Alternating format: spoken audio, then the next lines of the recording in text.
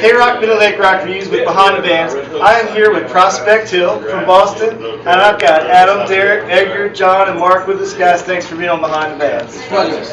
Now, you guys are touring for the album Impact right now, or are you actually, do you have some new songs you're working on, or is it mostly Impact we're working with right now? So what we're touring with right now is our first 3 albums of material. We're still writing new stuff. It's coming along. We haven't gone back and studio. It'll be. We're still pushing Impact to come alive. It hasn't really had a big national release yet. We're working on that now. Being a band from Boston, I don't know the lingo up there or anything there, but on the last song, you got a song called Townie. Does that have anything to do with Boston, or am I just making an assumption there? Or tell me the story about it. It's a great assumption. No, it's mostly it's from an area where we live in. It's Lawrence, Massachusetts. It's where Prospect Hill is actually. It's like a section of the neighborhood. It's basically, you can relate to anybody that lives in a small area. That, you go to the small bar. We can't say one right now. It's probably this. This is probably the townie bar in the area. I don't know, maybe. But you go there. And you see the people from high school, you see the people from middle school, and you always got haters no matter what you do, and that's kind of what that song's about the people that Don't appreciate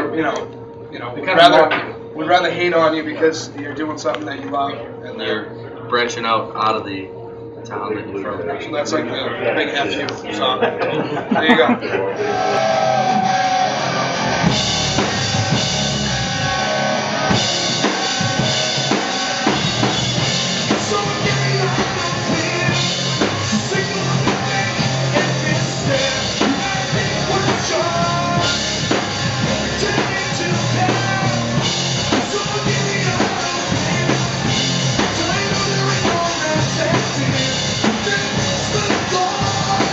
Now, from what I could gather, you guys started, I saw something that said as far back as 7th grade, and when did folks come in, and who's been the 7th grade group here?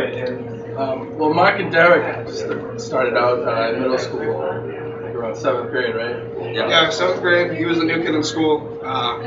Teacher sat him next to me, I hated him. And he flips over his notebook, and he has a corn sticker on it. I was like, oh, you like rock music? He's like, yeah. I'm like, I'm trying to start a band. He's like, yeah, I'm trying to start a band too. I was like, sweet, let's start a band. And then it kind of just happened like that. At first he sang, he kind of sucked, so it didn't end up working out, but he ended up learning how to play guitar just so he could be in the band. Ended up kicking out our guitars at the time. Derek moved in. Johnny was in at the time. Johnny ended up leaving. His mom didn't want him to hang out with us because we were punks from Lawrence. So then she pulled him away. So we had another guitarist come in. He came in freshman year in high school. And then we knew Adam. Adam was playing in bands the whole time. We actually reached out to him early on. Yeah, we tried to steal him from another band, didn't happen. And then the band finally broke up, and then we got him. We were like, all right, get over here. And then about a year and a half ago, we got Johnny. We stole Johnny back. And now his mom loves us. It worked out real well. There's like a family connection within the band, not just we call it band family, there's actually a family here, right? Yeah. Including your management. And can you tell us a little bit about that? Yeah, Johnny's my cousin. My father's our manager. So, he's nuts, but he's awesome. He's great. He's highly motivated, always looking for our best interest. And he's half the reason, maybe probably more of that than how successful he is. So what's it like doing the touring rock life with your dad? I mean, oh no, he doesn't come with us. There's no way he's coming with me. He can stay at home all day. As much as he would love to come out and do what we're doing, stay home.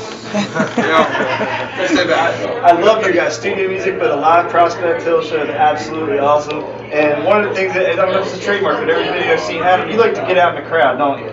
Can you talk a little bit about that and what some of the weirder things that have happened when you've done that have been? I remember one time I was up in Maine and I was like, I'm just going to do some stage time. There wasn't that many people, but they caught me and then they let me go. They actually cut us off because he was climbing the speakers. Oh yeah, that was at a big festival. We played with Stone Sour. Was it Stone Sour? I think it was Stone Sour. Stone Sour. And I climbed up on the scaffolding and I was behind all this stuff. They cut us off. They're like, Get off the scaffolding! Get off!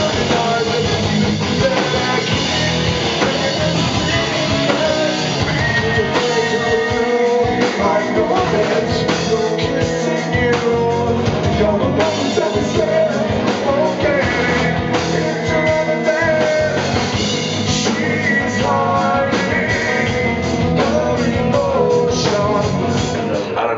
like that interaction with people. I mean, I've done crazier stuff, like I jumped off a second floor balcony in the crowd, and they carried me back to the stage. I think that just like, I don't know. I think we saw you put your foot through a barrel the last time. Yeah, I just hit on the barrel. You went right through it. yeah. Oops. Now I saw you had an acoustic show coming up. Now that's going to be completely different. Do you do a lot of acoustic shows? I'm trying more and more. We definitely love being unplugged. It's just live where we're going all out. We rock out hard. And, acoustic gets to show. We get to showcase our softer side and kind of more the melodic. Good news. It seems like with all your singles coming out now, you're number 12 on Octane. Is that right? Yeah. And what's the single that's out on Octane? Come Alive. Come Alive is the first single that we really pushed, and we're still going to continue to push that in the new campaign that we have coming out. Because again, we got to think of the masses that it hasn't reached yet. See what happened? We'll be honest. We actually signed with a label earlier this year, Card Records. Things didn't work out. We pulled out, and literally about 4 days before our huge national radio campaign, they pulled the plug on it. Ran out of money at the label, so which enabled us to get out of the contract. That was one of the clauses in there. We got out, and now we're going to reestablish that national radio campaign within the next month. So we're going back out with the full radio team, and then we're gonna, we're booking out for the next like 2-3 months, and then beyond that. So it's like now this is the time that we're actually gonna push this real hard. So everything else is kind of just we got, I wouldn't say lucky, but we've been able to pick up all this other radio play without actually having a full team behind us. That was just us. Now, when I was researching you guys, I thought I found something we were going to talk about football because we're diehard Ravens fans, and I can only assume we're fans. I don't want to talk about that. We're not talking about that. We're not talking about it. The reason Let's get that so I stumbled on this thing called a Patriots album. I thought it was going to be about the Patriots because and I started playing it, and it's a very different song. Can you give us, those who may not know you, what that song is about and what it means? It's about the song was initially written for the men and women who fight for our country. And we were trying to get on the U.S. Ocean and stuff like that, so that was going to help. Plus, it was nice we did an acoustic video for a Christmas card type greeting the troops, and it's really moved a lot of soldiers. It lets our U.S. military know that they're being thought of, through music. And we get so much respect from our soldiers for that song. It was actually most of Mark had a big part in writing it, as well as our friend Matt, who's a Marine, and one of our best friends, growing up in high school and stuff, and they would go back and forth on the phone talking about lyrics and stuff, and so he had a big part in writing it.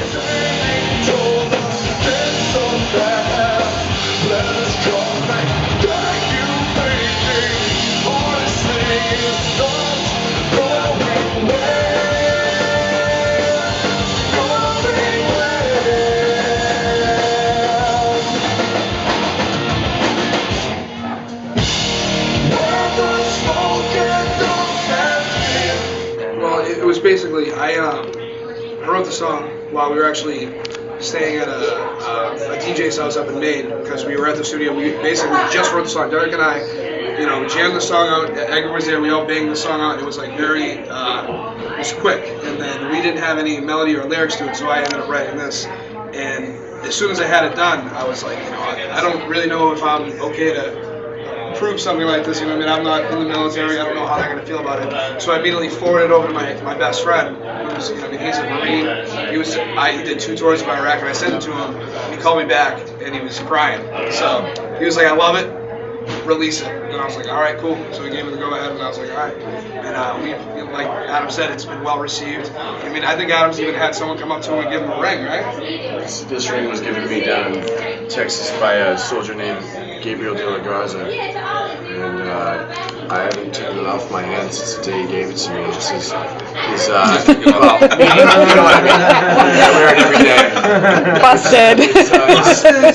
It's a special forces ring, so Holy cow. I'm blessed to have this. I've had a soldier give me his coin, which is another big deal. I've had a ranger give me his ranger patch.